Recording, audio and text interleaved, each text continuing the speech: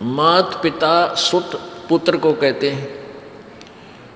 स्त्री, जैसे कोई बालक हैं 15, 16, 10 वर्ष के, वो माता पिता के अधीन होते हैं। और बच्चे का समझ में आ गई और माता पिता मना करते हैं तो उनके अधीन है वो। और बच्चे जवान हो गए, बूढ़ा बूढ़िया का समझ में आ गई, फिर वो बालक बाधा करेंगे, वो रोकते टोकते हैं, तीसरा दिन चल पड़ते हो, किराया कितने डावा फलाना है, यानी कुछ ना कुछ बाधा कर सकते हैं। किसी का पति बाधा कर सकता है, किसी की पत्नी बाधा कर सकती है। जब भक्ति की तरफ अग्रसर होता है या सत्संग में आने की तैयारी करता है। या फिर आलस बंधुकान, आलस माने आप ढीले गोडे छोड़ दे, फिर देखांगे इबका नहीं जाता, सर्दी घनी है, गर्मी घनी है। और या बंधुकान, लोक लाज, इनके कारण ये है भक्ति में बाधक।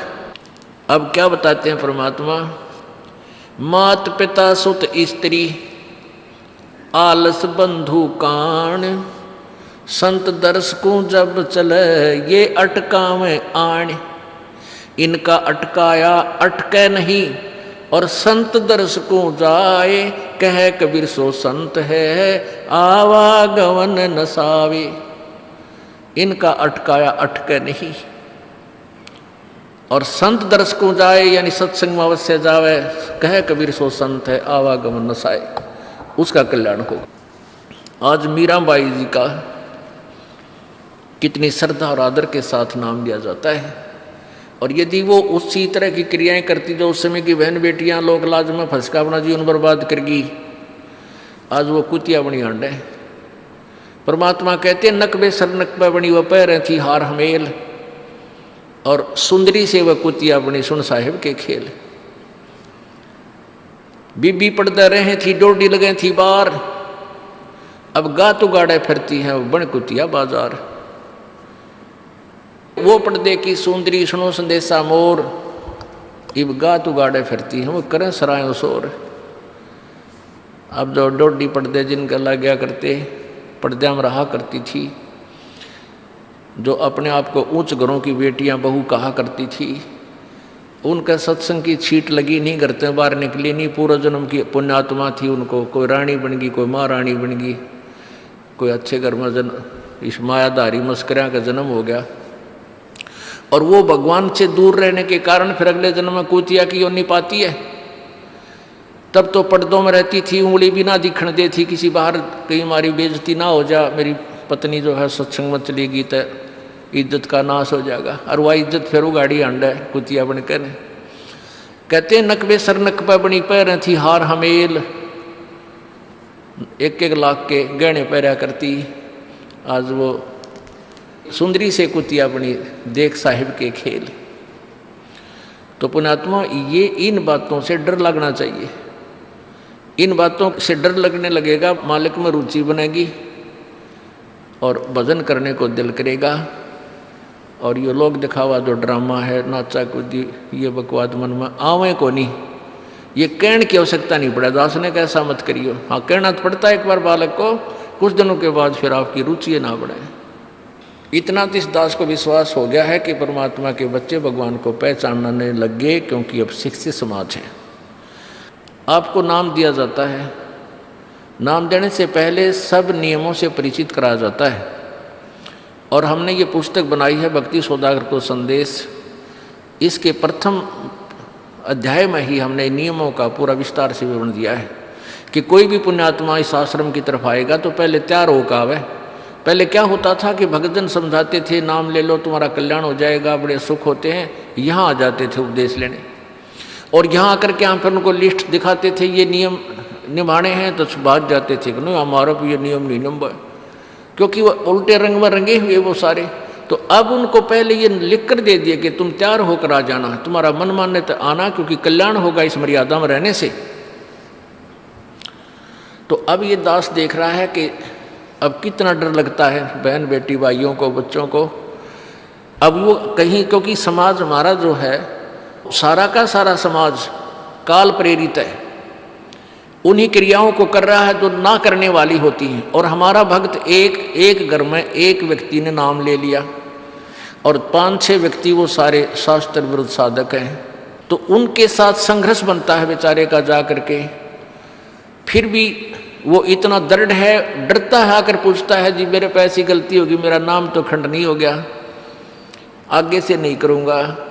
तो कहने का भाव ये है कि पहचानने लग गए तुम परमात्मा को और संघर्ष करना सीख गए, आप सफल होगे, देख लेना एक दिन।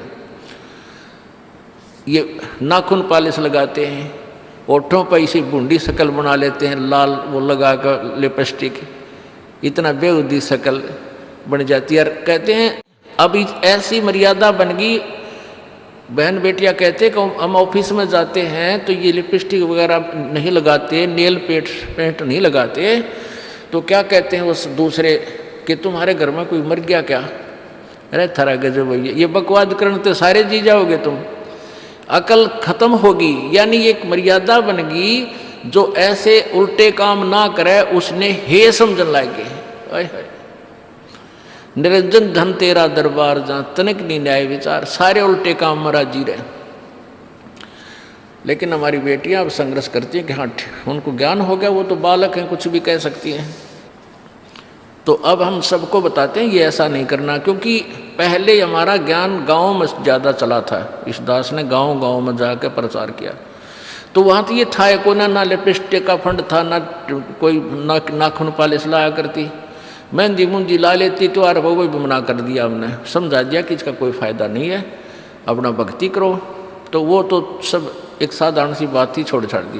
अब शहरों में फैल गया परमात्मा का जो ज्ञान है। अब शहरों से जो बेटियां आती हैं वो सारे तो नाखुना निशी बुरी हालत सनाए पाओगी। और इधर बिहार में तो और बेगन हो रहा है, कति बुढ़ी बालक सारे लाल ये नाखुना न कति जो कुसूती तरह पेंट करके लाओगे, इन्हों चमकांदे। अब इनको समझाना पड़ता है कि ये नहीं करोगे तो मान जाते हैं कि नहीं आगे नहीं करेंगे हम, क्योंकि इनकी आवश्यकता भी क्या है। भगवान ने जो कितने सुंदर नाखून पहले बना के दे रखे, इन पर क्या फायदा और बकवाद करने की। तो मालिक ने जो अंग दे रखे हैं वो बहुत अच्छे बना के दे रखे हैं, इसमें हमको फेरबदल करें, ये हमारी वो लोग दिखावा मेकअप है, इसकी हमें आवश्यकता नहीं। अब तो हम आपको बता रहे हैं, समझा रहे हैं पहली बार, फिर आप पे सियाने हो जाओगे, आपकी अब पर रुचि ना करे। जैसे नानक साहब कहते हैं, ना जाने काल की कर डारे, किस विध डल जा पासा वे, जिना के सरते मौत खड़क दी उनानों के डांसा वे। अब प्रसंग था कि साध मिले साड़ी शादी होंगी और विछड़ जा दिलगिरी वे, अख दे नानक सुनो जहाना ये मुश्किल हाल फकीरी वे। तो नानक साहब क्या बताते थे कि तुम जाते हो यहाँ से सत्संग सुनकर, और वहाँ आप ऐसे समाज में जाते हो जो सब काल प्रेरित होकर के वो साधनाएं, वो क्रियाएं, वो ड्रामाबाजी करता है, जिससे मुझे डर लगा रहता है कि कहीं आपकी क्रियाएं भंग ना हो जाएं और आप काल के मुंह में चले जाओ। जब तुम वापस आ जाते हो तो मुझे बहुत खुशी होती है कि परमात्मा के बच्चे काल के जाल से बचे हुए, तो उस दिन खुश होता हूँ मैं। और तुम चले जाते हो तो मेरी एक तो वो ज्ञान कि यहाँ काल का लोक है, ना जाने कब जाना पड़ जावे, इस कारण से डर से अपनी भक्ति करता रहता हूँ। और एक तुम्हारी भी चिंता खाती रहती है कि कहीं काल के जाल में ये बालक फिर ना फंस जाएं। तुम वापस आ जाते हो एज इट इज, तो फिर मेरी खुशी का ठिकाना नहीं रहता। साध मिले साड़ी साधी होंगी, साध यानी साधु संत, ये भक्त आप साध हो, साध माने जो साधना कर रहा है, और साधु सोए जो सीधा चाल है, यानी जो और लोग दिखावा बकवाद नहीं करता, शराब मांस तम्बाकू नहीं पीता, और मेकअप वगैरह शरीर के वापस जरूरत नहीं। कहते पति भरता भावानी चोम चटक श्रृंगार, जो पति भरता यानी जिसने केवल अपने पति से ही लगा हुआ है, फिर उसने बकवाद करने की क्या आवश्यकता है।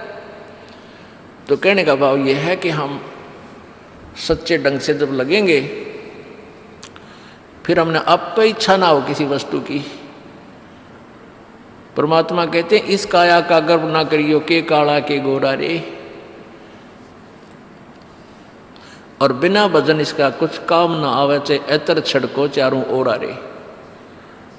ये शरीर क्या है, ये गोरा दिखा है चाहे काला किसी का, इसने थोड़ा सा छोल के देख लो, एक जैसा कुबाड़ सब में भरा पड़ा है। ये ऊपर पालिश का फर्क रखे, और इससे नाम अच्छा बूंदा मान लेते हैं। नहीं, ये चाहे काला है, चाहे टेढ़ा बेढ़ा है, चाहे किसा है बूढ़ा काना लंगड़ा है, इसमें जब भक्ति कर गया वो सफल है, और इस मेकअप में लग गया रहा वो असफल है, चाहे वो कितना सुंदर दिखता हो।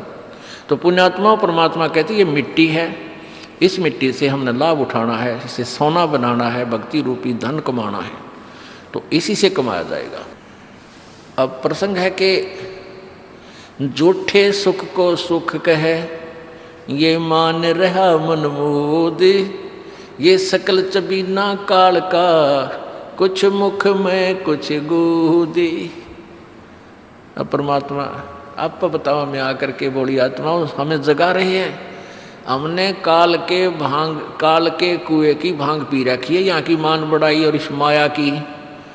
कबीर परमात्मा कहते हैं, कबीर ये माया अटपटी या त्रिगुणमयी माया, ब्रह्मा विष्णु महेश के द्वारा जो हमारे अंदर प्रेरणा कर रखी है, त्रिगुणमयी माया के विषय बता रहे हैं।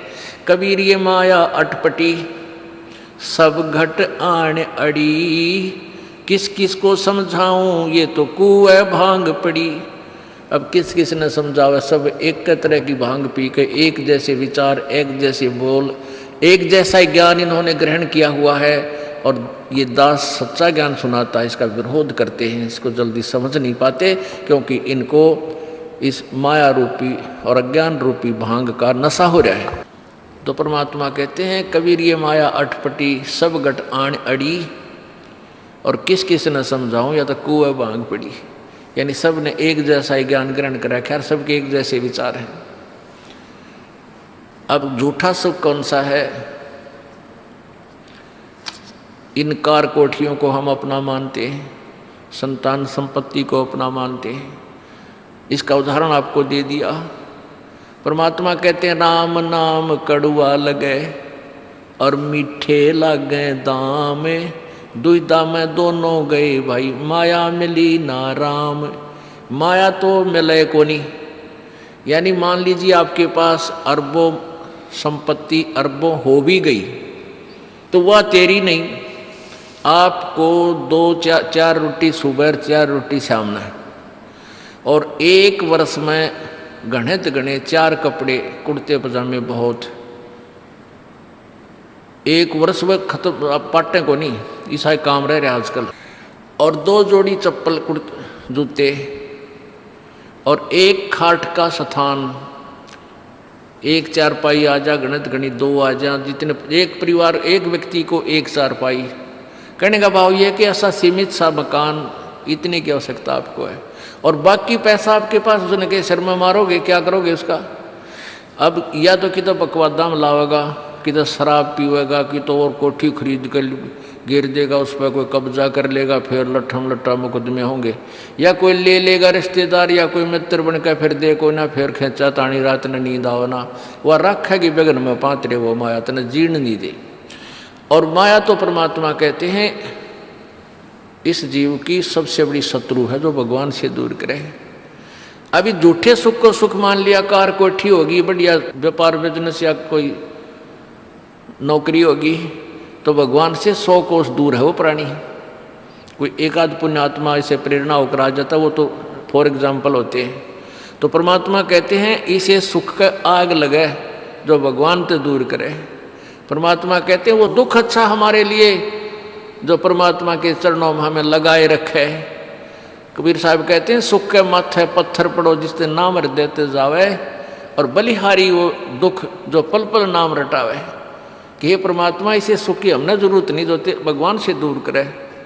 पत्थर पड़ो इसे सुख के ऊपर, और बलिहारी उस दुख के जो पल पल नाम रटावे। भाई जो गुरु वचन पे डट गे रकट गे फंद 84 के, कट गे फंद 84 के, रकट गे फंद 84 के। भाई जो गुरु वचन पे डट गे रकट गे फंद 84 के। वस्तु मिली ठोर की ठोर, मिट गई मन पापी की दौड़।